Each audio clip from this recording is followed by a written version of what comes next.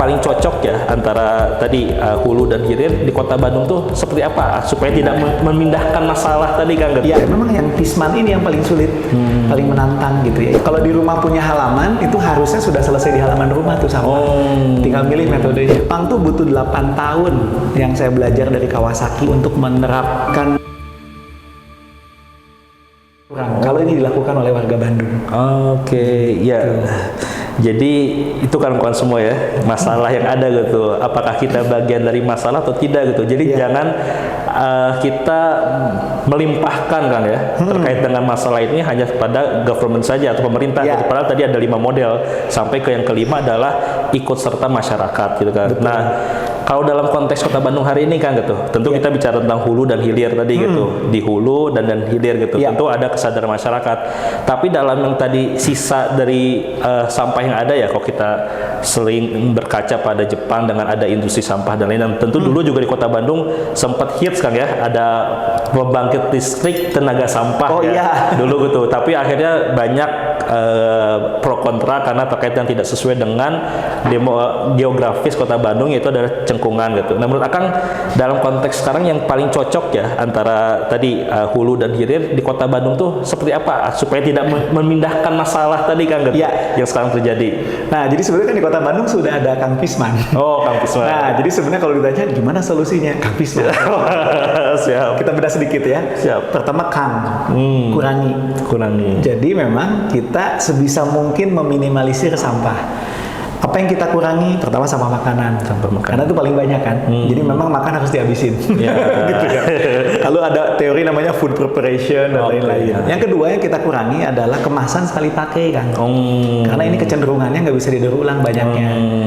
Meskipun ada yang bisa didaur ulang ya, tapi kebanyakan sih ini jadi sampah juga. Nah ini jadi kemasan sekali pakai kita kurangi. Contoh misalkan kalau misalkan beli seblak kan suka pakai styrofoam gitu. Nah itu kita ganti pakai misting aja. Kita bawa lunchbox sendiri. Terus juga minum ya, itu juga kita bisa bawa tumbler. Terus apalagi sapu tangan, itu pengganti tisu. Sebenarnya udah oke itu pakai sapu tangan. Termasuk sedotan sekarang. Sedotan. Terus juga bahkan sekarang tuh mohon maaf nih ada juga yang produk baru pembalut, Pampers yang sudah bisa dipakai ulang. Jadi kita meminimalisir penggunaan kemasan sekali ulang. Nah, jadi Kang tuh konsepnya begitu. Gimana caranya jangan menghasilkan sampah. Jadi ini sebetulnya untuk Bandung, untuk Kang ini sudah makin bagus. Sudah menjadi habit baru. Masyarakat sudah makin kenal. Ya kalau kita lihat rapat-rapat orang udah pada buat tumbler sendiri sekarang gitu ya. Isi ulang sudah makin jalan gitu ya. Nah, toko saya itu salah satunya di situ. Jadi gimana masyarakat yang mau isi ulang, yuk di toko saya itu ada minyak goreng, sabun, frozen food, itu isi ulang konsepnya. Luar biasa. Nah, itu Kang. Yang kedua, nah ini memang Pis sama Man. Nah ini mah memang harus meng-create sistem kalau ini. Pis sama Man itu nggak bisa cuman kampanye, tapi memang harus diinstal sistem di wilayah. Dan ini yang paling menantangnya memang. Karena itu harus terkoneksi dengan sistem pengelolaan sampahnya. Nah ini yang takes time kan. Karena harus edukasinya dulu, dibikin sistem, jadwal pengangkutan, pewadahan. Nah memang ini agak kompleks. Nah ini yang takes time, butuh waktu. Jadi kenapa kok lihat Kang Pisman ini gimana ya? Memang yang Pisman ini yang paling sulit, paling menantang gitu ya. Ini butuh diinstal sistemnya. Nah terakhir manfaatkan. Nah manfaatkan itu tadi kalau ditanya tentang PLTSA itu salah satu metode yang berhubungan dengan pengelolaan sampah residu sebenarnya. Jadi kalau ini dikelola dengan baik, organik, selesai di halaman rumah atau dikomposkan skala komunal atau bisa pakai maggot, daur ulang, selesai dengan bank sampah atau sedekah sampah. Nah residu ini itu salah satu alternatifnya memang adalah teknologinya namanya waste to energy. Jadi PLTSA itu salah satunya. Jadi waste to energy, bagaimana sampah diolah dengan teknologi thermal dan akhirnya menghasilkan listrik. Gitu. Nah, sebetulnya Bandung sedang ongoing ke sana juga. Sekarang ya? Iya, karena TPA yang saat ini kan Sarimukti ya. Itu kan sudah overload. Dan memang teknologinya masih sanitary landfill ya, yang itu memang agak membebani lingkungan. Termasuk lahan harus luas. Nah, rencananya itu akan pindah ke Legok Nangka. Nah, di sana rencananya pakai waste to energy. Jadi itu jadi alternatif untuk sampah residu. Gitu. Konsepnya begitu. Tapi ujung-ujungnya sebenarnya adalah harus siap uangnya. Karena teknologi mah itu mah tinggal milih. Ada harga dari setiap teknologi gitu pada akhirnya. Jadi kembali punya uangnya pemerintah berapa gitu. Gitu. Siap ya. Jadi itu teman-teman semua terkait dengan bagaimana tahapan-tahapan yang ada ya gitu. Tentu sekarang Indonesia mengalami disebut dengan bonus demografi kan, gitu. Di mana tentu bonus demografi adalah pasti salah satunya adalah terkait dengan well educated gitu. Masyarakatnya berpendidikan, muda gitu. Bahasanya 3M gitu. Muda, terus muda dan juga muda dan juga mace gitu. Jadi kalau konteks bonus demografi ini tentu apalagi Kota Bandung kan ya, bisa dikatakan juga mempunyai komunitas terbanyak gitu, bahkan se-Indonesia gitu.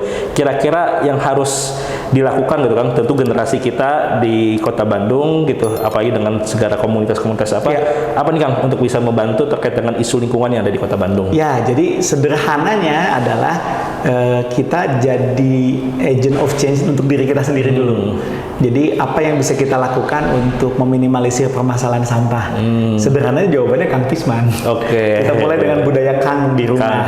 Jadi tadi kan makan habisin, lalu sebisa mungkin tidak menggunakan lagi kemasan sekali pakai, bawa tumbler, bawa mistik, sedotan kalau bisa nggak usah pakai lagi deh gitu ya. Terus apalagi tisu kita ganti dengan sapu tangan gitu ya, dan lainnya. Jadi itu yang pertama yang bisa sederhana, tapi kalau dilakukan banyak orang ini luar biasa. Belanja bawa tas belanja sendiri gitu ya. Termasuk punten ya, kadang-kadang kan ada teman-teman yang anti banget kantong kresek gitu ya. Kalau buat saya, kalau kita di rumah ada kantong kresek nggak apa-apa, bawa aja, tapi disakuin. Jadi kalau mau belanja, keluarin sendiri, balikin lagi. Yang salah itu sekali pakai.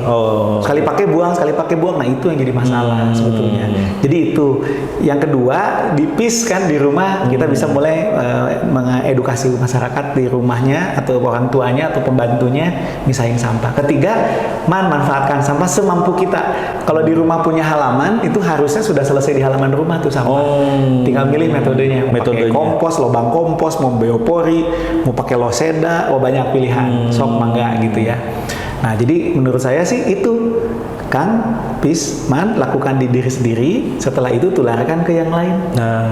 Satu-satu, nanti jadi kayak bola salju. Akhirnya dari yang tadinya cuma sekedar kampanye, itu akhirnya menjadi gaya hidup baru. Gaya hidup baru. Nah, seberapa cepat ini? Nah, di sini kebutuhan teman-teman yang bantuin. Ajakin sebanyak mungkin orang, jadi cepet. Karena Jepang juga ternyata untuk sampai menerapkan 3R. 3R itu. Kan sebenarnya Kang Pisman itu 3R taste-nya orang Bandung. Sebenarnya ya, kalau boleh jujur gitu ya, itu tuh 3R tapi pakai taste orang Bandung. Karena kalau 3R, reduce, reuse, recycle, bingung masyarakatnya gitu. Naon eta teh deui. Lalu apa itu gitu ya. Nah, dengan Kang Pisman sepertinya lebih mudah difahami. Nah, Jepang tuh butuh 8 tahun yang saya belajar dari Kawasaki untuk menerapkan 3R itu ya. Itu pun belum semua, masih berproses gitu ya. Nah, Bandung berapa lama? Ya tergantung. Anak-anak mudanya kalau peduli pada lingkungan, saya optimis bisa lebih cepat gitu. Nah, itu poinnya bagaimana kita bisa menerapkan gaya hidup baru, apalagi Kota Bandung kan ya, kota yang kemudian bisa dikatakan kreatif, lalu kemudian juga inovatif, dan tentu juga banyak anak-anak muda di sini gitu, banyak kampus, sekolah dan lain-lainnya gitu. Tentu nanti kita akan buat tutorialnya Kang ya, bagaimana kita bisa katakan membangun sebuah gaya hidup baru, mulai dari kemudian di rumah memisahkan dari sampah-sampah yang ada, sampai kemudian bagaimana kita membangun dan mengkampanyekan yang paling penting gitu, menyebarluaskan pola hidup baru yang kita inginkan gitu, seperti itu. Dan tentu tadi disampaikan juga oleh Kang Gun-Gun bahwa tentu kalau yang bagi kita yang Muslim ini adalah sebuah, bisa dikatakan adalah dia sebagai sebuah gaya hidup gitu. Apalagi Rasulullah pernah menyampaikan bahwa bisa dikatakan terkait dengan kebersihan itu sebagian dari iman gitu. Berarti kalau tidak bersih berarti imannya dipertanyakan gitu kan. Saya lebih rendah dari itu kalau buat saya. Gimana Kang? Jadi kalau kebersihan sebagian dari iman, saya rasa kurang rendah gitu ya. Kurang rendah. Satu hadis yang lebih rendah dan itu jadi semangat saya. Hadis riwayat Baihaqi, tidak akan masuk surga orang yang tidak menjaga kebersihan. Itu lebih rendah lagi itu. Jadi kalau kita pengen jadi ahli surga, jaga kebersihan. Itu poinnya gitu. Mau masuk surga, jaga kebersihan gitu. Ya, kawan-kawan semua, insya Allah nanti kita akan banyak hal ya untuk bisa melakukan berkaitan dengan isu lingkungan ini, karena tadi disampaikan oleh Kang Gun Gun juga bahwa isu lingkungan ini harus menjadi isu kita bersama, khususnya adalah anak-anak muda di Kota Bandung, supaya tentu permasalahan sampah itu bisa kita atasi dari diri kita. Terutama ya dalam hal ini kita mengetahui tentang bagaimana bahwa daripada kita mengutuk kegelapan, lebih baik kita bisa menjadi lilin gitu, daripada kita mengutuk Kota Bandung kotor A B C D F G gitu, lebih baik kita bisa menjadi penerang dan menjadi lilin gitu. Pesan terakhir Kang bagi anak-anak muda dan juga seluruh warga Bandung berkaitan dengan bagaimana lingkungan Kang. Ya, jadi tadi kan how to-nya sudah ya, jadi mungkin saya lebih ingin share quotes saja yang mudah-mudahan ini memotivasi kita gitu ya, untuk menjadikan semangat dalam menjadi agent of change, perubahan dari lingkungan. Salah satunya adalah masalah sampah atau masalah lingkungan gitu ya. Jadi quotes-nya kayak gini, mari kita cintai Indonesia dengan aksi dan solusi. Oke, aksi bukan sekedar komentar apalagi caci maki.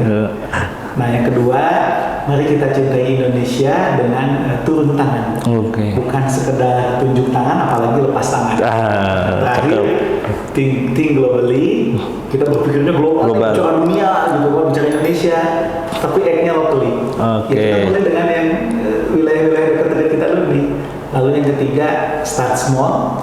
Kita mulai dengan hal kecil, mulai dengan mengurangi sampah, memisahkan sampah, dan terakhir adalah do it now. Do it now gitu, harus dari lakukan sekarang gitu. Bahasa Sundana kudu ayeuna tong diengke-engke gitu kan. Atau kumaha engke gitu. Alhamdulillah, atur nuhun Kang Gun Gun. Mudah-mudahan ini adalah bagian dari inspirasi bagi seluruh anak muda di Kota Bandung dan juga seluruh warga Kota Bandung. Bahkan hari ini kita juga tidak terlepas menjadi warga dunia juga, untuk kemudian bagaimana kita terlibat, turun tangan tadi disampaikan oleh Kang Gun Gun, untuk kemudian bagaimana mengatasi solusi sampah dan juga lingkungan di sekitar kita. Selamat berakhir pekan.